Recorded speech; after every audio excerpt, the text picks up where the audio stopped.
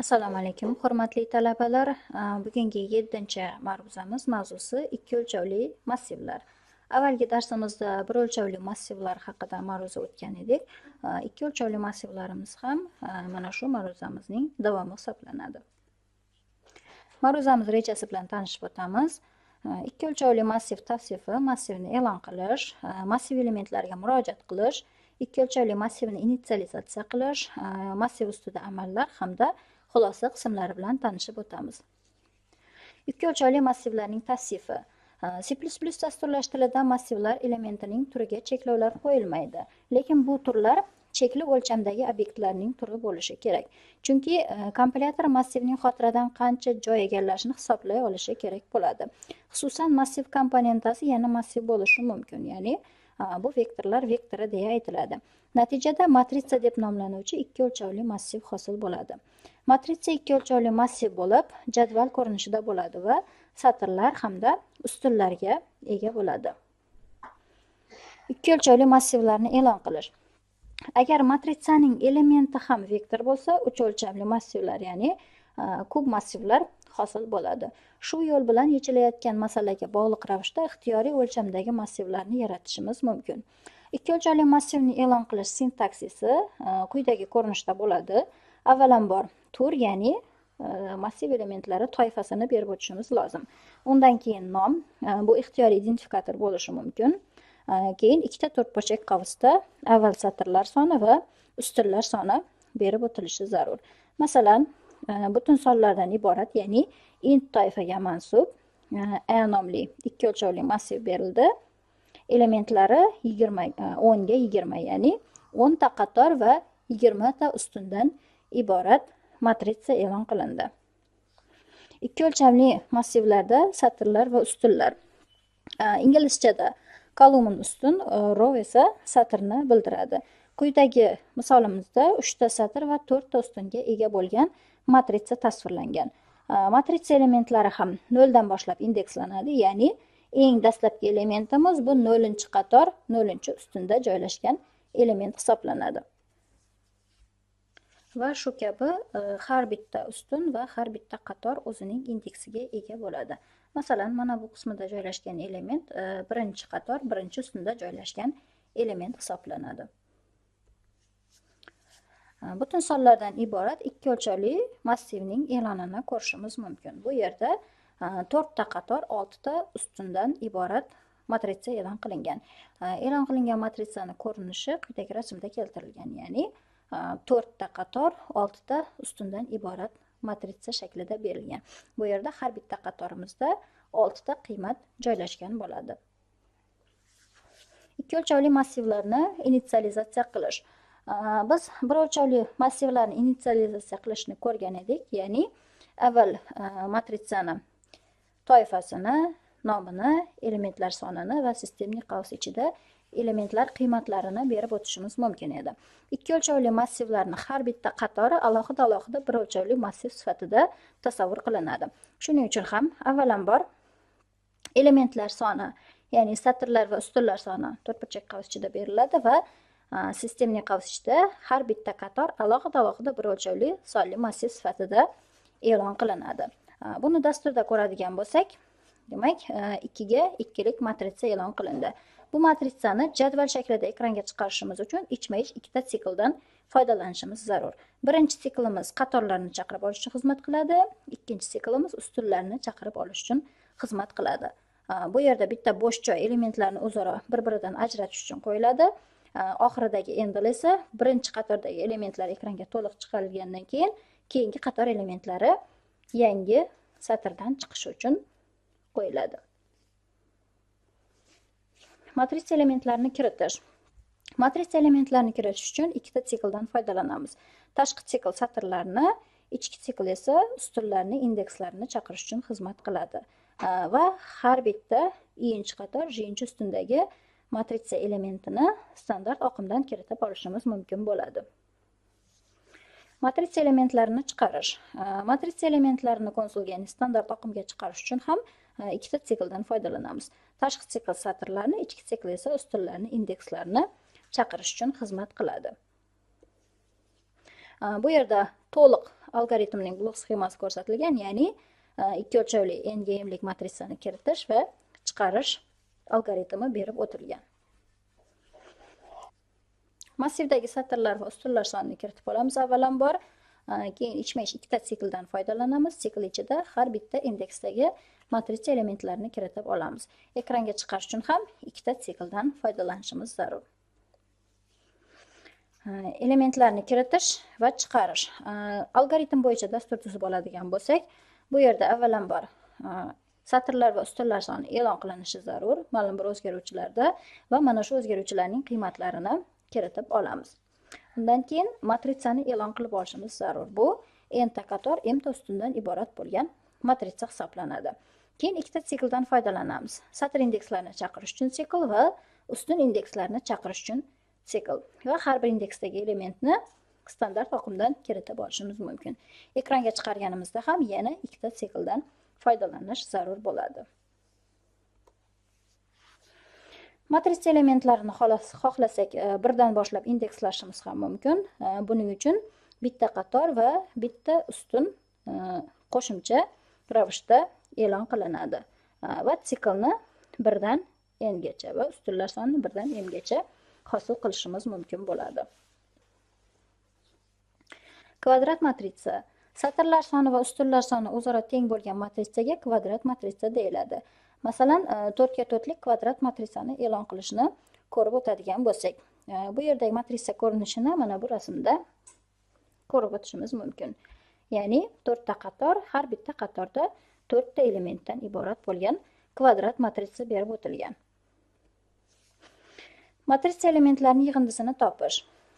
Matritsa elementlarning yig'indisini topish uchun ham avvalambor matritsa elementlarini kiritib olishimiz kerak va biror bir o'zgaruvchiga har bitta elementlarni qo'shib natijaviy yig'indini hosil qilishimiz mumkin bo'ladi.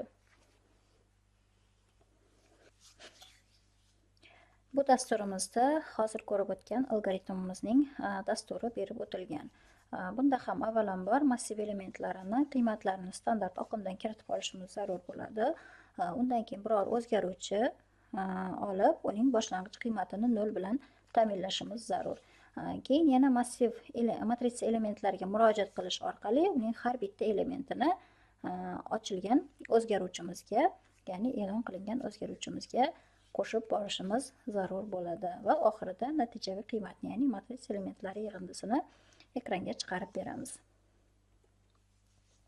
Tasodifiy qiymat berish, ya'ni rand funksiyasi yordamida matritsa elementlarini ma'lum bir qiymat bilan ta'minlab olishimiz ham mumkin. Bu yerda 9 ga 9 lik matritsa e'lon qilingan va mana shu matritsamiz tasodifiy qiymatlar bilan to'ldirilgan. Matritsaning eng katta va eng kichik elementlarini aniqlash.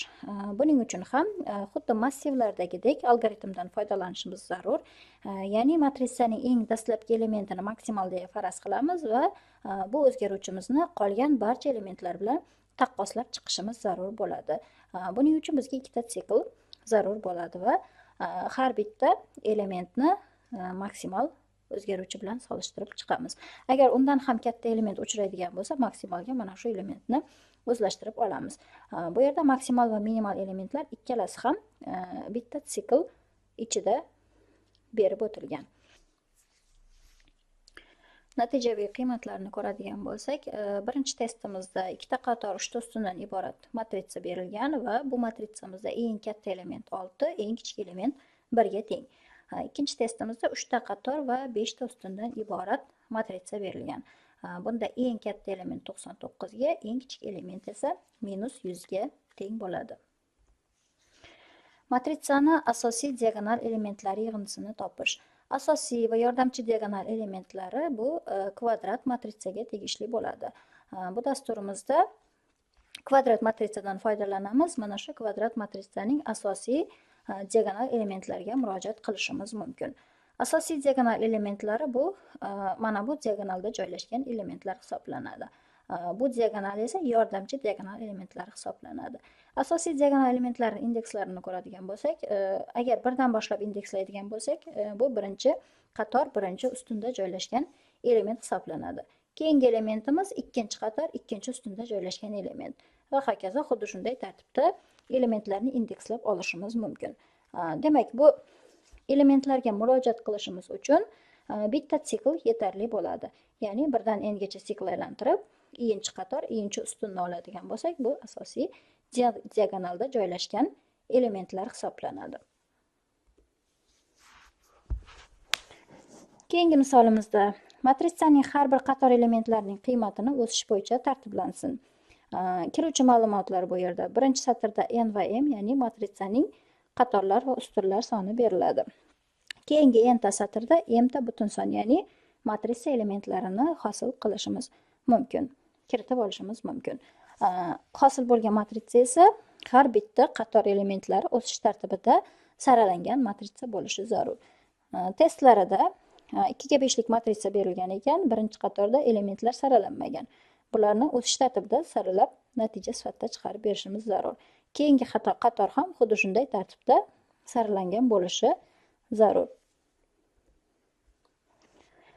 Buni dasturini tuzishda avvalambor n ga mlik matritsa e'lon qilamiz va uning qiymatlarini standart oqimdan kiritib olamiz.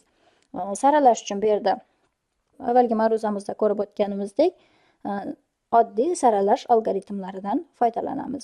Lekin matritsamizning har bitta qatorini bir o'lchovli sonli massiv sifatida tasavvur qilib, mana shu massiv elementlarini saralash algoritmidan foydalanishimiz zarur. Buning uchun ikkita sikldan foydalanamiz. Dastlabki siklimiz qatorlarni chaqirib olish uchun xizmat qiladi. Keyingi ikkita siklimiz esa har bitta qatordagi elementlarni bir o'lchovli massiv sifatida tasavvur qilib, ularni saralashdan iborat va natijaviy matritsa elementlarini ekranga jadval shaklida chiqarib berishimiz zarur bo'ladi. Matritsalardan foydalanishning bu asosiy misoli Paskal uchburchagi hisoblanadi. Paskal uchburchagini biz maktab kursidan bilamiz. Ya'ni uchburchakning ikkita chetki qirralari birlardan tashkil topgan bo'ladi va har bitta keyingi elementni hosil qilish uchun undan yuqoridagi ikkita elementni qo'shish zarur bo'ladi. Bu masalani matritsa yordamida hal qilishimiz mumkin. Paskal uchburchagi masalasini hal qilish uchun kvadrat matritsa hosil qilib olishimiz zarur. Bu kvadrat matritsamizning birinchi ustun elementlari va asosiy diagonal elementlari birlardan iborat bo'lishi zarur bo'ladi. Avvalambor dasturimizda n nomli o'zgaruvchini e'lon qilamiz. Bu Paskal uchburchagining qatorlar soni hisoblanadi. Ya'ni bizga nechta qatorgacha elementlar zarur bo'lsa, mana shu qiymatni kiritib olamiz va n ga mlik matritsa hosil qilamiz. Avvalambor bu matritsa elementlari yig'indilaridan hosil bo'lganligi uchun uning dastlab hamma elementlarini nollar bilan to'ldirib olishimiz zarur. Bunda bizga faqat asosiy elementdan pastki uchburchak elementlari zarur bo'ladi. Shuning uchun n ga n'lik matritsani emas, qatorlar soni n ta, ustunlar soni esa 1 dan aynan i gacha indekslangan qiymatlarini ajratib olamiz. Birinchi ustun va asosiy diagonal elementlarni birlar bilan to'ldirish uchun yana qo'shimcha bitta sikldan foydalanishimiz mumkin. I'nchi qator birinchi ustun va i'nchi qator i'nchi ustunlarini bir bilan ta'minlab olishimiz zarur bo'ladi.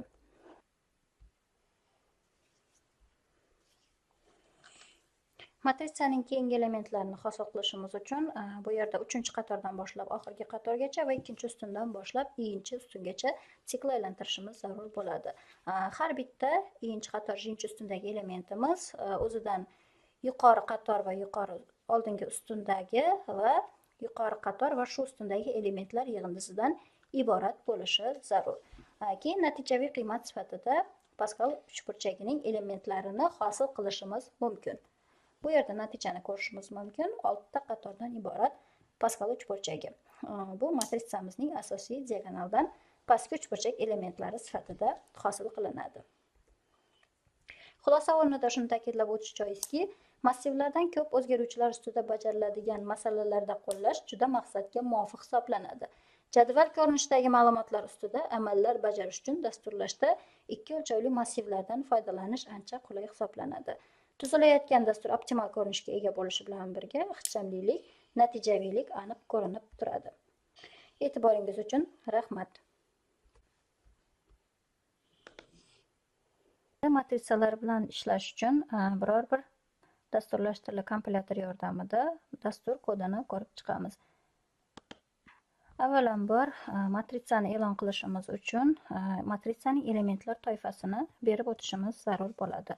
Undan keyin matritsa nomi va to'rtburchak qavs ichida satrlar va ustunlar sonini berib o'tishimiz lozim. Masalan, 3 ga 3lik matritsani e'lon qilish uchun uni dastlabki qiymatlar bilan ta'minlaymiz. Buning uchun sistemli qavslardan foydalanishimiz zarur bo'ladi. Har bitta qator elementlari alohida sistemli qavslarda berib o'tiladi.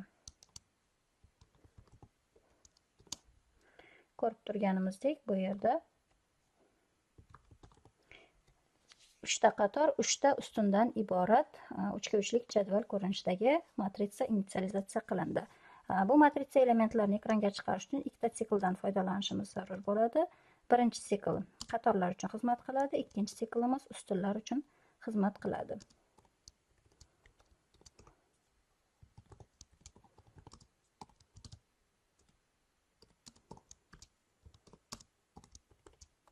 Matritsani elementlari 0 dan boshlab indekslangan bu holatda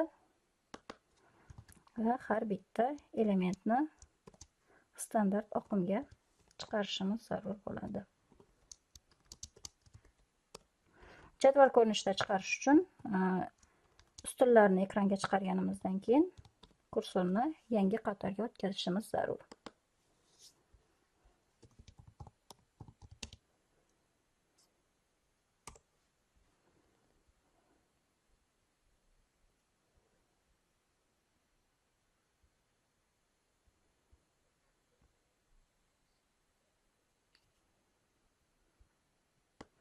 Bu yerda 3 ga 3lik matritsa elementlari jadval ko'rinishida ekranga chop etildi. Shuningdek, matritsa elementlarini standart oqimdan kiritib olishimiz ham mumkin. Buning uchun avvalambor uning qatorlar va ustunlar sonini kiritib olishimiz zarur bo'ladi. Bular butun sonlardan iborat bo'ladi. Elementlarni kiritib olganimizdan so'ng shuncha qator, ya'ni n ta qator va m ta ustundan iborat matritsani e'lon qilishimiz mumkin. Bu matritsa elementlarini to'g'ridan to'g'ri initsializatsiya qilmasdan standart oqimdan kiritib olishimiz mumkin. Buning uchun yana ikkita siklga murojaat qilamiz. Matritsani 0 dan boshlab indekslab olamiz. Bu elementlar 0 dan to n-1 gacha indekslanadi. Ustunlar ham shu kabi 0 dan n-1 gacha indekslanadi.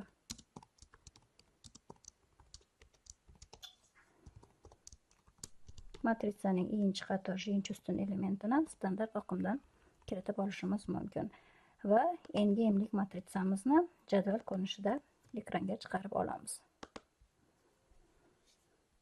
Xuddi o'tgan ma'ruzamizda ko'rganimizdek, bu yerda izohlardan ham foydalanishimiz mumkin yoki oddiy kiritish va chiqarishdan foydalanishimiz ham mumkin. Bu yerda 3 ta qator va 4 ta ustundan iborat matritsani berib o'tdik, ya'ni har bitta qatorda 4 ta element joylashgan bo'ladi. Matritsani jadval shaklida kiritib olamiz va elementlarni yana jadval ko'rinishida ekranga chiqarib olishimiz mumkin. Yana bitta masalamiz matritsaning eng katta va eng kichik elementini aniqlash. Buning uchun qo'shimcha o'zgaruvchilardan foydalanishimiz zarur. Maksimal va minimal deb nomlangan yangi o'zgaruvchilarni yaratib olamiz. Ularning har bittasiga matritsaning eng dastlabki elementini, ya'ni 0-qator 0-ustunda joylashgan elementini o'zlashtirib olishimiz mumkin. Va sikl yordamida matritsa elementlariga murojaat qilib, har bitta elementni o'zaro solishtirib ko'rishimiz zarur bo'ladi. Buning uchun tarmoqlanuvchi algoritmlardan foydalanamiz. Agar matritsaning i-chi qator, j-chi ustunidagi element maksimal nomli o'zgaruvchidan katta bo'ladigan bo'lsa, u holda maksimalga mana shu elementni o'zlashtirib olishimiz zarur. Xuddi shu algoritm bo'yicha minimal elementni ham ajratib olamiz. Agar minimaldan ham kichik element mavjud bo'lsa, u holda minimalga mana shu elementni o'zlashtirib olishimiz zarur bo'ladi. Va natijaviy qiymatimizni izohlar yordamida ekranga chiqaramiz.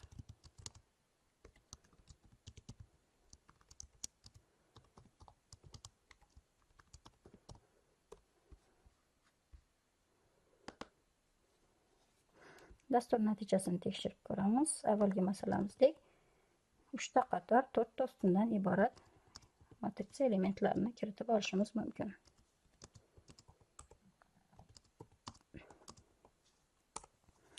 Bu yerda jadvalimizdagi eng katta element 9, eng kichik element 0 ga teng bo'ladi. Amaliyot ishimiz bo'yicha topshiriqlarimiz 2 ta topshiriqdan iborat. Bunda har bitta topshiriqning algoritmini va biror dasturlash tilida dasturini tuzib topshirish talab qilinadi. Bugungi darsimiz mana shulardan iborat edi. E'tiboringiz uchun katta rahmat.